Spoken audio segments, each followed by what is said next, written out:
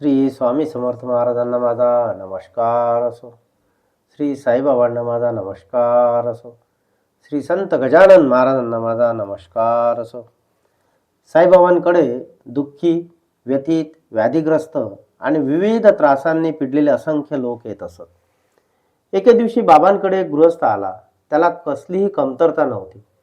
तो श्रीमंत असूनही अहोरात्र धन जमिण्यात मग्न असे. एके दिवशी त्याने विचार केला, आजपर्यंत आपल्याला सर्व काही मिळाले, पण ब्रह्मज्ञान मिळाले नाही. शिर्डीचे साईबाबा साक्षात्कारी संत आहेत. त्यांच्या पायावर डोके ठेवून आपण ब्रह्मज्ञान मागू. ते मिळाले म्हणजे आपले जीवन परिपूर्ण होईल. आपला विचार त्याने जवळच्या मित्राकडे प्रकट केला. तो मित्र म्हणाला, ब्रह्मज्ञान मिळवणे इतके सोपे असते का? त्यातही तुझ्यासारख्या धनासक्ताला त्याची प्राप्ती होणे केवळ अशक्यच. तुझ्या हातून पैसा सुटत नाही, तेथे ब्रह्म जाणून तुला काय मिळणार? तू हा नाद सोडून द्यावा हेच बरे. पण मित्राच्या बोलण्याकडे दुर्लक्ष करून त्या गृहस्थाने टांगा ठरून शिर्डी गाठली. त्याने बाबांचे दर्शन घेतले आणि त्यांना विनंती केली, बाबा, मला ब्रह्मज्ञान जाणून घेण्याची फार इच्छा आहे. आपण थोर विभूती आहात, कृपा करून मला ब्रह्म दाखवा. मग तो बाबांसमोर हात जोडून उभा राहिला. त्याचे बोलणे ऐकून बाबा म्हणाले, तुला ब्रह्म पाहण्याची इच्छा आहे ना? मग काळजी करू नकोस, मी तुला ब्रह्म दाखवतो. माझ्याकडे येणारे बरेचसे लोक ऐहिक सुखेच मागतात, पण तू ब्रह्म पाहण्याची इच्छा व्यक्त केली आहेस म्हणून मला तुझे फार कौतुक वाटते. ते पुढे म्हणाले, बाबा रे, ब्रह्म हे विश्वातील चराचरातील सर्व गोष्टींचे आदिबीज आहे. चंद्र सूर्याचे नियमित उगवणे, मावळणे, सर्व ग्रहांचे एका विशिष्ट मार्गाने परिभ्रमण करणे, ऋतूंची व इंद्रादी लोकपालांची कार्ये, उत्पत्ती, स्थिती, लयात्मक वैश्विक घडामोडी या सर्वांच्या मुळाशी ब्रह्म आहे. ते जाणून घेण्यासाठी मनुष्य देहातच प्रयत्न करावा, तोच खरा पुरुषार्थ आहे. ब्रह्म जाणल्याशिवाय मरण आले तर वासनांमुळे पुन्हा पुन्हा जन्म घ्यावा लागतो. जीव जनन मरण रूपी चक्रात फिरत राहतो, अनंत सुखदुःखे भोगतो. त्यानंतर बाबांनी एका मुलाला जवळ बोलावले व म्हणाले, तू नंदू मारवाड्याकडे जाऊन सांग, बाबांना 5 रुपये उसने हवे आहेत. तो मुलगा त्या मारवाड्याकडे गेला. त्याच्या घराला कुलूप असल्याने तो परत आला. त्याने बाबांना मारवाडी घरी नसल्याचे सांगितले. बाबांनी त्याला बाळा वाण्याकडे पाठवले. तोही घरी नव्हता. मग बाबांनी त्या मुलाला आणखी 1-2 पाठवले, पण त्यांच्यापैकी कोणीच भेटले नाही. मुलगा हात हलवत परत आला. तसे पाहता ब्रह्मस्वरूप साईंचे 5 रुपये वाचून काही अडले होते का? नाही. आलेल्या गृहस्थाची परीक्षा घेण्यासाठीच त्यांनी ही लीला आरंभली होती. त्यावेळी त्या गृहस्थाच्या खिशात 250 रुपये होते. त्याला बाबांची गरजही दिसत होती. दुसरा कोणी असता तर त्याने बाबांना तात्काळ 5 रुपये दिले असते, पण या द्रव्य लोभ्याचे तसे नव्हते. बाबांना आपण 5 रुपये दिले तर ते परत देतील की नाही याबद्दल त्याच्या मनात शंका होती. म्हणूनच तो हा सगळा प्रकार नुसता बघत बसला. काही वेळाने तो म्हणाला, बाबा, मला ब्रह्म दाखवता ना? ते म्हणाले, तुला ब्रह्म दाखवण्यासाठी मी इथेच काही प्रयत्न केले, पण तुला ते समजलेच नाही. त्याला मी काय करू? ब्रह्मज्ञानाचा मार्ग सोपा नाही. त्यासाठी पंचप्राण, पंचेंद्रिय, मन, बुद्धी आणि अहंकार या सर्वांसहित संपूर्ण जीवन समर्पित करण्याची तयारी असावी लागते. ज्याला आपल्या देहाची पर्वा नाही, काही प्राप्त करण्याची अपेक्षा नाही, जो सर्वच बाबतीत अनासक्त आहे, अशा विरक्तालाच ब्रह्मपद प्राप्त होते. तोच खरा उपदेश करण्यास योग्य असतो. वेदांमध्ये आत्मानात्म विवेक हेच ब्रह्मप्राप्तीचे साधन सांगितलेले आहे. ते सर्वांना शक्य आहे असे नाही. दृढ निश्चय, अभ्यास आणि परिश्रमांती ते गुरुकृपेने साधकाच्या हाती येते. सूर्याच्या ठिकाणी दिवस नाही, रात्रही नाही. तसेच ब्रह्माच्या ठिकाणी बद्धताच नाही तर मुक्ती कुठून असणार? जेथे द्वैतच नाही तेथे कोण कोणाला बांधणार आणि कोण कोणाला सोडविणार? तरीही जीवाला बद्धतेची प्रचिती येते. त्याचे कारण माया. त्रिगुणात्मक मायामुळे देह म्हणजे मी हा अहंकार दृढ होतो. त्यामुळे जीव स्वतःकडे कर्तेपणा घेतो आणि मी माझ्या या भावनांनी अनंत सुखदुःखे भोगतो. मी या सृष्टीपासून वेगळा असे जो समजतो त्याला आत्मज्ञान होणे कदापि शक्य नाही. जो मनासह सर्व इंद्रियांना बुद्धीच्या स्वाधीन करून ती अखंडपणे परमात्म्याशी जोडतो तेव्हा त्याला आपोआपच ब्रह्मप्राप्ती होते. असा ब्रह्मसाक्षात्कारी खरोखरच धन्य होय. ब्रह्म हे नित्य, शाश्वत, अव्यय, अक्षय, सर्वव्यापी, निरुपाधिक व अनंत आहे. विश्वातील घडामोडींचे व कार्यांचे तेच कारणरूप आहे. ओम हे त्याचे वाचक पद आहे. वेदांनाही ज्याचे स्वरूप कळले नाही तिथे तार्किकांचे काय चालणार? त्यांनी स्वतःच्या बुद्धीने ब्रह्मविषय कितीही सांगितले तरी त्यांच्या 84चा फेरा चुकणार नाही.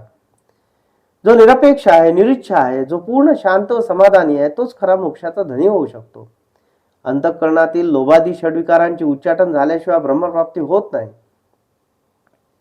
ज्याच्या मनात द्वैतभाव नाही, कोणताच विषय नाही, विचार नाही, त्याची दृष्टी समज आली आहे, जो सर्व प्राणी मात्रांमध्ये चेतन ईश्वरी स्वरूपच पाहतो, अर्थात ज्याची जाणीव अशा प्रकारे व्यापक झाली आहे, तोच ज्ञानदृष्टीने ब्रह्म पाहू शकतो. चराचर सृष्टीमध्ये चैतन्य स्वरूप आत्मतत्व एकच आहे अशी ज्याची अनुभूती आहे, त्यालाच आत्मज्ञानी म्हणतात. हे आत्मज्ञान झाले की त्याला आणखी काहीही जाणण्यासारखे उरत नाही. असा आत्मानंदी निमग्न झालेला जीव शिवस्वरूपच असतो. तो परम शांतीचा अनुभव घेतो, नित्य मुक्ती भोगतो. बाबा पुढे म्हणाले, अरे ब्रह्म जर सहज मिळाले असते तर लोकांनी गिरीकंदरात जाऊन तपश्चर्या का केली असती? या ब्रह्माचे अमर्याद अस्तित्व सर्वसामान्यांच्या बुद्धीला कळावे म्हणून शब्दांनी समजावून सांगितले तरी त्याचे आकलन होत नाही. पण साधू संतांची, अवतारी महात्म्यांची, सद्गुरूंची नम्रपणे सेवा केली तर त्यांच्या कृपेने त्याचे आकलन होते. ज्याचे नित्य कर्मही चांगले नाही, ज्याचे मन शुद्ध नाही, ज्याच्यावर चांगले संस्कार नाही, त्याला ब्रह्मानुभव कसा येणार? ज्यांना अथक प्रयत्न करूनही ब्रह्मप्राप्ती होत नाही, ते तुझ्यासारख्यांना कसे कळणार? प्रापंचिकांना ब्रह्मपद दूरच असते. यासाठी प्रथम प्रपंच सुटला पाहिजे. मी व चराचर सृष्टी एकच आहे, सर्वांच्या कल्याणातच आपले कल्याण आहे याची जाणीव सतत वाढत राहिली पाहिजे. हीच जाणीव परम सुखाकडे घेऊन जाते. द्रव्य व्यवहारापुरते योजावे, त्याचा तिरस्कार करू नये व लोभही धरू नये. द्रव्य आज आहे तर उद्या नाही, परमात्म्याचे तसे नाही. तो सर्व काळ आपल्या समोरच आहे. फक्त आपली दृष्टी बदलायला हवी, आपला भाव बदलायला हवा. मृत्यू कधी घात करील याचा भरोसा नाही. जे साध्य करायचे आहे ते अविलंब साधून घ्यावे. बाबांच्या समोर बसलेला तो ब्रह्मजिज्ञासू गृहस्थ त्यांचे बोलणे अगदी लक्षपूर्वक ऐकत होता. ब्रह्म पाहणे ही काही सोपी गोष्ट नाही हे त्याच्या लक्षात आले. त्याने आत्मपरीक्षण केले. बाबांनी आपली परीक्षा घेतली, पण धन लोभापायी आपण त्या परीक्षेत उतरू शकलो नाही हे जाणून त्याला वाईट वाटले. तो लज्जित झाला. बाबा पुढे म्हणाले, मनुष्याने श्रेय व प्रेय या दोन्ही गोष्टी जाणून घ्याव्यात. प्रकाश आणि अंधार जसे भिन्न आहेत तसे श्रेय व प्रेय हेही भिन्नच आहेत. श्रेय विवेक रूप आणि प्रेय अविवेक रूप असते. श्रेयाचा विषय विद्या आहे तर प्रेयाचा विषय अविद्या आहे. जोपर्यंत मनात सत्ता, संपत्ती, प्रपंच व इंद्रिय सुखाची आवड आहे, तसेच पुत्रदाराधिकांचा लोभ आहे, तोपर्यंत प्रेयच आवडते. पण ज्यांनी मनुष्य जन्माची दुर्लभता जाणली आहे व जे स्वहितार्थ अत्यंत जागृत आहेत, ते श्रेयाच्या मागे लागतात, ते प्रेयाकडे पाहत नाही. राजहंस जसा दूध आणि पाणी वेगळे करून फक्त दूधच घेतो, तसे ते श्रेय व प्रेय यातून फक्त श्रेयच घेतात व स्वतःचे कल्याण साधतात. यालाच खरा पुरुषार्थ म्हणतात. या संसार चक्राची गती विचित्र आहे. यात अडकलेला जीव त्रिविध तापांनी होरपळून जातो, प्रचंड दुःख भोगतो. मग यातून सुटण्यासाठी खऱ्या सुखाचा शोध घेतो, दुःखावर उपाय शोधतो. परम भाग्य उदयाला येते तेव्हाची सद्बुद्धी उपसते. मग प्रापंचिक सुखासाठी धडपडणारा जीव सद्गुरूंना शरण जातो. तेच त्याला आत्मसुखाचा, परमशांतीचा मार्ग दाखवितात. अरे, स्वप्नात मिळालेले धन प्रत्यक्षात कामास येत नाही, त्याचप्रमाणे भोगवासना, तृष्णा, कामना याही उपयोगात येत नाही. त्या आपल्या आत्मसुखात अडथळा निर्माण करतात. म्हणून त्यांचा नाश करावा. काम आणि क्रोध हे तर ज्ञानप्राप्तीतील मोठे शत्रूच होत, त्यांना जिंकावे. ज्यांच्या अंतःकरणात खळबळ आहे, ज्याचे चित्त स्थिर नाही, जो इंद्रियांचा अधीन आहे, त्याला ज्ञानप्राप्ती होत नाही. पण जो समाधानी आहे, जो विनम्र आहे, जो विहित आचरण अतिशय दक्षतेने करतो, बुद्धी पुरस्सर आत्मानुसंधानात राहतो, नित्याची उपासना दृढतेने करतो, तोच ज्ञानप्राप्ती करू शकतो. परमार्थात प्रत्यक्ष अभ्यास व अनुभूतीलाच महत्व आहे. जो मनोजय करतो तोच परमानंद अनुभवतो.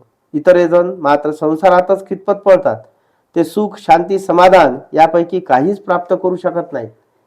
त्या परमानंदाविषयी बोलायचे झाले तर केवळ ईश्वराच्या इच्छेने व कृपेनेच त्याची अनुभूती येते. तेथे श्रवण पठण उपयोगाचे नाही, तेथे तर्कही चालत नाहीत. प्रेमळ शुद्ध भावानेच भगवत प्राप्ती होते. म्हणून जो त्रिविध तापांनी पोळलेला आहे त्याने संतांना शरण जावे. त्यांच्या उपदेशाप्रमाणे आचरण ठेवून आपले कार्य साधून घ्यावे. विवेक वैराग्याच्या जोरावर दुःखमुक्त व्हावे. प्रत्येक मनुष्याने शास्त्रविहित कर्म केलेच पाहिजे. त्याशिवाय मन व चित्त शुद्ध होत नाही. चित्त शुद्ध झाल्यावरच ज्ञानप्राप्ती होते. जो सर्व इच्छा आकांक्षांचा त्याग करून सद्गुरूंना शरण जातो त्याच्या जीवनाचे सार्थक होते. संसारी जीव अज्ञानी असतो. त्याला आत्मज्ञान झाले की त्याच्या अंतःकरणातील द्वैत भावनेचे निरसन होते. तो निवृत्त होतो, निरंकारी होतो. सर्वत्र एका परमात्म्यालाच पाहतो. तो सुखासाठी रडत नाही व दुःखाने अस्वस्थ होत नाही. ईश्वर ज्याच्यावर प्रसन्न होतो त्यालाच आत्मशांती स्वरूप निजपद प्राप्त होते. हे या नरदेहातच शक्य असल्यामुळे देवही मनुष्य जन्माची इच्छा धरतात. बाबांच्या समोर बसलेला तो ब्रह्मजिज्ञासू गृहस्थ त्यांचे बोलणे लक्षपूर्वक ऐकत होता. बाबा त्याला म्हणाले, तुझ्या खिशात 250 रुपये आहेत की नाही ते पहा. त्या गृहस्थाने खिशात हात घालून नोटांचे पुडके बाहेर काढले. ते मोजले. त्यात खरोखरच 250 रुपये होते. बाबांचे अंतर्ज्ञान पाहून त्या गृहस्थाला मोठे नवल वाटले. त्यांचा आशीर्वाद मिळावा म्हणून तो नतमस्तक झाला. बाबा त्याला म्हणाले, अरे तुझ्या मनातील द्रव्यासक्ती पूर्णता गेल्याशिवाय तुला ब्रह्मप्राप्ती होणार नाही. ज्यांचे मन संसारात गुरफटले आहे त्यांची प्रपंच लालसा सुटल्याशिवाय ब्रह्मज्ञान शक्य नाही. मोह दुःखाची बीज आहे. तो सुटणे महाकठीण. जो मोहादी षड्रिपूंवर विजय मिळवतो तोच दुर्गम अशा भवसागरातून तरून जातो. लोभाविषयी काय बोलावे. लोभ हा सुखशांतीचा वैरी आहे. तो समाधान नाहीसे करतो. तो सद्गुणांचा नाश करतो. लोभी माणसाला द्रव्याशिवाय काहीही सुचत नाही. मग तो भगवत चिंतन कुठून करणार. असा मनुष्य द्रव्य मिळविण्यासाठी काही करायला तयार असतो. तो शास्त्रानुसार कर्मे करीत नाही. सदा दुष्कर्मातच रत असतो. त्याला हित अहित कळत नाही. जोपर्यंत मनुष्याला कर्तृत्वाचा अहंकार आहे व फलप्राप्तीची इच्छा आहे तोपर्यंत आत्मज्ञान होत नाही. संतांकडे काही मागितले तरी मिळते असे होत नाही. ते मागणाऱ्याचा अधिकार पाहतात. त्याला इष्ट असेल तेच देतात. माझ्याकडे भगवंताने मोठे भांडार दिले आहे. ते सदैव भरलेले आहे. त्यातून ज्याला जे पाहिजे ते मी देऊ शकतो. पण मागणाऱ्याची कुवत पाहूनच मी देतो. माझे वचन लक्षात ठेवा. त्यातच तुम्हा सर्वांचे कल्याण आहे. या मशिदीतला फकीर कधीही खोटे बोलत नाही. अशा प्रकारे बाबांनी ब्रह्म जाणून घ्यायला आलेल्या त्या गृहस्थाच्या निमित्ताने लोक कल्याणासाठी परमार्थपर उद्बोधक प्रवचन केले. ते विचार ऐकून तृप्त झालेला तो गृहस्थ बाबांना नमस्कार करून आनंदाने आपल्या गावी परतला. श्री साईबाबांना माझा नमस्कार असो.